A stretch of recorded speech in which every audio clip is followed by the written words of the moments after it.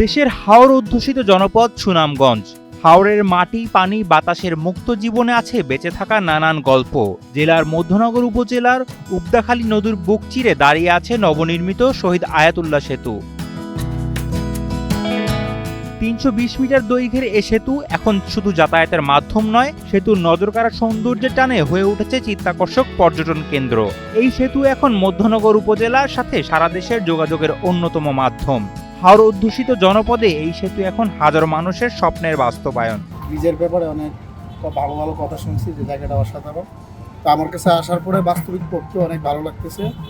মানে যেটা হাওরের যে পরিবেশটা, পানির একটা পরিবেশ, প্লাস এখান থেকে ওই পাহাড়গুলো কিছু কিছু দেখা যাচ্ছে, সব মিলে খুবই অসাধারণ।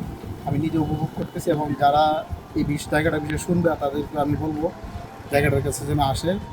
পর্যটকের জন্য এটা আমরা খুবই একটা রোমাঞ্চকর জায়গা এবং খুবই সুন্দর জায়গা, যে জায়গার মধ্যে প্রতিদিন বিকেলে প্রায় মানুষ আসা যাওয়া করে, প্রতিনিয়ত আসা যাওয়া করে, কারণ এটা অনেক সুন্দর। এই জায়গা থেকে প্রত্যেকটা ভিউ অনেক সুন্দরভাবে উপস্থাপন করা যায় এবং দেখা যায় মনমুগ্ধকর। দুর্ভোগ পেরিয়ে যোগাযোগ, জীবনমান ও পর্যটনের নতুন দিগন্ত খুলে দিয়েছে শহীদ আয়াতুল্লাহ সেতু। এক্সট্রিম মশার কয়েল প্ল্যান্ট ফাইবার দিয়ে তৈরি, তাই সহজে ভাঙে না, সুগন্ধিযুক্ত ও নিরবিচ্ছিন্নভাবে জ্বলে। ডেঙ্গু, চিকুনগুনিয়া বাহি সহ যে কোনো মশার বিরুদ্ধে দেয় এক্সট্রিম সুরক্ষা। দীর্ঘদিনের ভোগান্তি আর হাওরবাসীর অব্যক্ত কান্নার বদলে দিয়েছে অবিরাম প্রশান্তি ও মুক্ত স্বাধীনতা। এখন আর বিচ্ছিন্ন জনপদের বাসিন্দা নয় হাওরের মানুষ। ব্রিজ হওয়ার পরে আমি যেটা মনে করি, অনেক সময় আমাদের ধরে না যে মোহনগঞ্জ বা ধর্মবাসা যদি যেতাম, তাহলে অনেক সময় রাত্রে আসলে আমাদের উপরে থাকতে হতো। ঠিক আছে, ব্রিজটা হওয়াতে আমাদের ব্যাপক উন্নয়ন হয়েছে। ঠিক আছে, আমরা মনে করেন যে যত সময় আমরা আসতে পারি, তত দ্রুত সময় আমরা গন্তব্যে আসতে পারি। আমাদের যাতায়াত ব্যবস্থার খুব সুবিধা হয়েছে। আমরা ঢাকার থেকে খুব অল্প সময় আসতে পারি।